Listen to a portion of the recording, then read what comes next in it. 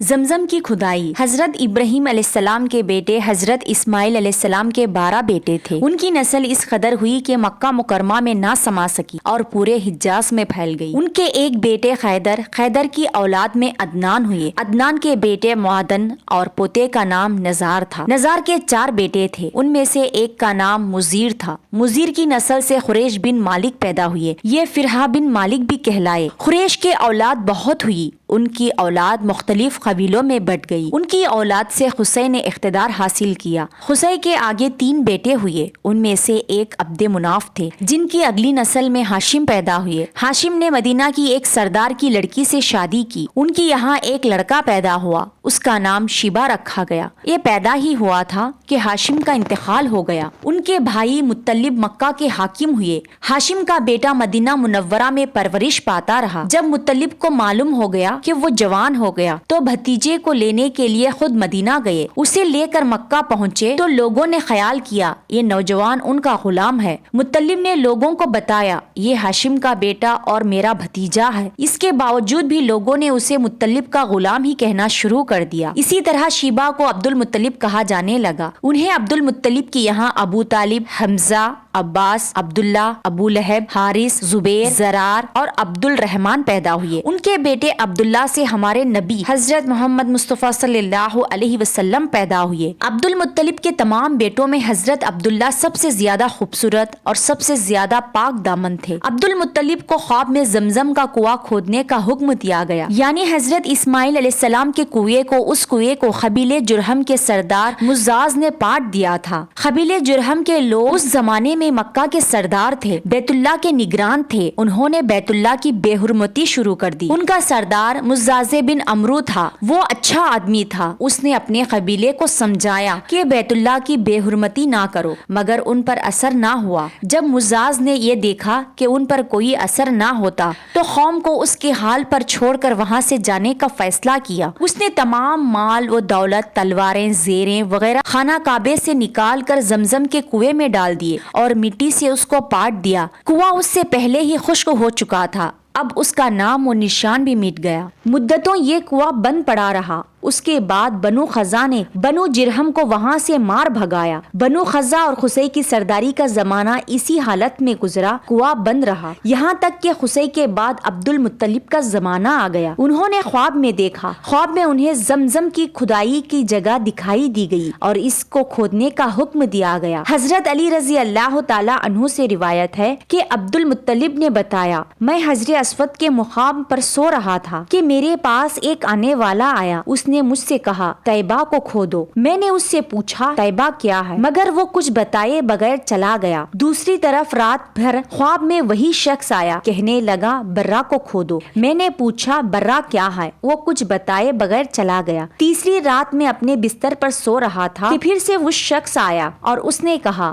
مجنونہ کو کھودو۔ میں نے پوچھا مجنونہ کیا ہے، وہ بتائے بغیر چلا گیا۔ اس سے اگلی رات میں پھر سے بستر پر سو رہا تھا کہ وہی شخص پھر سے آیا اور بولا زمزم کو کھودو۔ میں نے اس سے پوچھا زمزم کیا ہے، اس بار اس نے کہا زمزم وہ ہے جس کا پانی کبھی ختم نہیں ہوتا، جو حاجیوں کے بڑے بڑے مجموعوں کو سیراب کراتا ہے۔ عبد المطلب کہتے ہیں میں نے اس سے پوچھا یہ کنواں کس جگہ پر ہے، اس نے بتایا جہاں گندگی اور خون پڑا ہے اور کوا ٹھونگے مار رہا ہے۔ دوسرے دن عبد المطلب اپنے بیٹے حارث کے ساتھ وہاں گئے۔ اس وقت ان کی یہاں ہی ایک لڑکا تھا، انہوں نے دیکھا وہاں گندگی اور خون پڑا تھا اور ایک کوا ٹھونگے مار رہا تھا۔ اس جگہ کے دونوں طرف بت موجود تھے اور یہ گندگی اور خون دراصل ان بتوں پر قربانی کیے جانے والے جانوروں کا تھا۔ پوری نشانیاں مل گئی تو عبد المطلب کدال لے آئے اور کھدائی کے لیے تیار ہو گئے، لیکن اس وقت قریش وہاں آ پہنچے۔ انہوں نے کہا اللہ کی قسم ہم تمہیں یہاں کھدائی نہیں کرنے دیں گے، تم ہمارے ان بتوں کے درمیان کنواں کھودنا چاہتے ہو جہاں ہم ان کے لیے قربانیاں کرتے ہیں۔ عبد المطلب نے ان کی بات سن کر اپنے بیٹے حارث سے کہا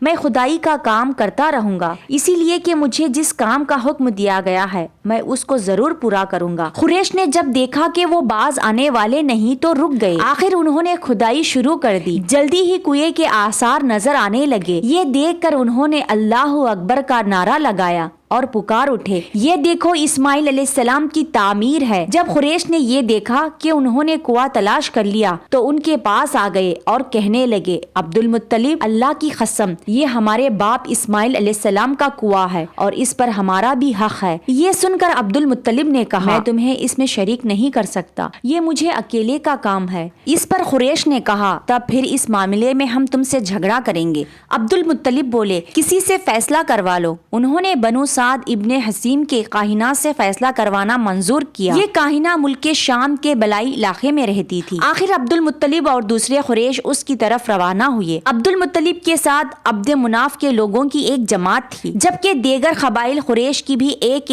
جماعت ساتھ تھی۔ اس زمانے میں ملک حجاز اور شام کے درمیان ایک بیابان میدان تھا، وہاں کہیں بھی پانی نہیں تھا۔ اس میدان میں ان کا پانی ختم ہو گیا، سب لوگ پیاس سے بے حال ہو گئے، یہاں تک کہ انہیں اپنی موت کا یقین ہو گیا۔ انہوں نے قریش کے دوسرے لوگوں سے پانی مانگا، لیکن انہوں نے پانی دینے سے انکار کر دیا۔ اب انہوں نے ادھر ادھر پانی تلاش کرنے کا ارادہ کیا۔ عبد المطلب اٹھ کر اپنی سواری کے پاس آئے، جو ہی ان کی سواری اٹھی اس کے پاؤں کے نیچے سے پانی کا چشمہ ابل پڑا۔ انہوں نے پانی کو دیکھ کر اللہ اکبر کا نعرہ لگایا۔ پھر عبد المطلب سواری سے اتر آئے، سب نے خوب سیر ہو کر پانی پیا اور اپنے مشکی سے بھی بھر لیے۔ اب انہوں نے قریش کی دوسری جماعت سے کہا، آؤ تم بھی سیر ہو کر پانی پی لو۔ اب وہ بھی آ گئے اور خوب پانی پیا۔ پانی پینے کے بعد وہ بولے، اللہ کی قسم، اے عبد المطلب، یہ تو تمہارے حق میں فیصلہ ہو گیا۔ اب ہم زمزم کے بارے میں تم سے کبھی جھگڑا نہیں کریں گے۔ جس ذات نے تمہیں اس بیابان میں سیراب کر دیا، وہی ذات تمہیں زمزم سے بھی سیراب کر دے گا، اسی لیے یہی سے واپس چلو۔ اسی طرح قریش نے جان لیا کہ اللہ تعالیٰ عبد المطلب پر مہربان ہے، لہٰذا ان سے جھگڑا سود ہے اور کاہنہ کے پاس جانے کا کوئی فائدہ نہیں۔ چنانچہ سب لوگ واپس لوٹے۔ واپس آ کر عبد المطلب نے پھر کنویں کی کھدائی شروع کی۔ ابھی تھوڑی سی ہی کھدائی کی ہوگی کہ مال، دولت، تلواریں اور زیریں نکل آئی۔ یہ مال و دولت دیکھ کر قریش کے لوگوں کو لالچ نے آ گھیرا۔ انہوں نے عبد المطلب سے کہا، عبد المطلب، اس میں ہمارا بھی حصہ ہے۔ ان کی بات سن کر عبد المطلب نے کہا، نہیں، اس میں تمہارا کوئی حصہ نہیں، تمہیں انصاف کا طریقہ اختیار کرنا چاہیے۔ آؤ 500 کے تیروں سے خرہ ڈالے۔ انہوں نے ایسا کرنا منظور کر لیا۔ 2 تیرے کعبے کے نام سے رکھے گئے، 2 عبد المطلب کے اور 2 قریش کے، باقی لوگوں کے نام کے 500 پھینکا گیا تو مال اور دولت کعبے کے نام نکلے،